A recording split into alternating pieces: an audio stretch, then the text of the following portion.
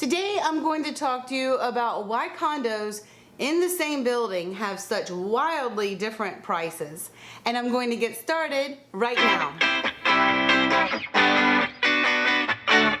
Hey everyone, my name's Jamey Prezzi. I'm a real estate agent in Miami and Miami Beach.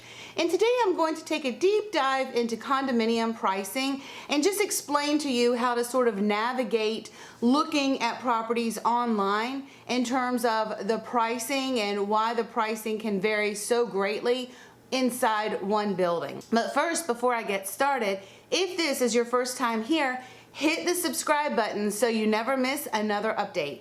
I do put out new videos every week. Also, use the link in my information box and download my free relocation guide today, and I will add you to our weekly newsletter. Okay, let's get started. So one of the most obvious reasons of why a property may be priced differently than other units inside of the same building is the condition of that property. Perhaps the owner has completed a new renovation. Maybe the property is just in better condition than the other units. So first you need to look at the condition of the interior of that unit and see what updates have been completed.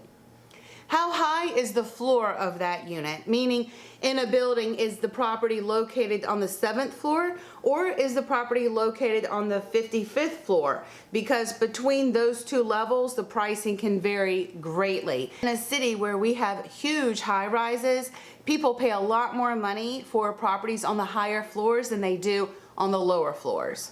So next, let's talk about the views in a building. Let's use a building on Biscayne Bay in Miami Beach, for example. So it's a waterfront building, and you have several different markets. Well, there's a lot of different markets inside this one building, for example, that I'm going to use, but I'm just going to use 4 examples to better explain it.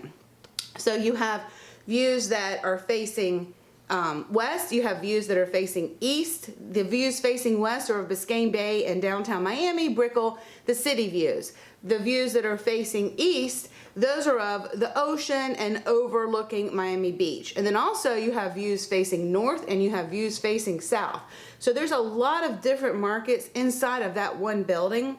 And as you travel up and down the building on whatever side that you're on, this way as well or this way as well, the market changes and the prices change, because if you have a unit here, it is probably more of a tree-lined view of the city. You have a unit here, it's probably a little bit lower view of the bay and the city, versus way up in the sky, you're going to have a more expansive view on either side wherever you're going. So you just need to know that the views change the price, and also the location of the unit within the building changes the price. Also, some buildings have sort of a branded aesthetic that are associated with them. So just depending on sort of the condition of that unit, just over time, the line of that unit may have just developed a very good reputation and people love that unit, and so that unit comes at a higher cost, just maybe because of the position of that unit within the building. It's a very popular unit, and sometimes units within a specific building can kind of create their own brand because they have a good location, they have a great layout. And don't forget, there are specific units that always sell for top dollar, and those are the super luxury penthouse units. They always fetch a lot more money than some of the units on the lower floors, and that can really change the price because very often the penthouse units sell at a lot more price per square foot than properties located on the lower levels. One more thing.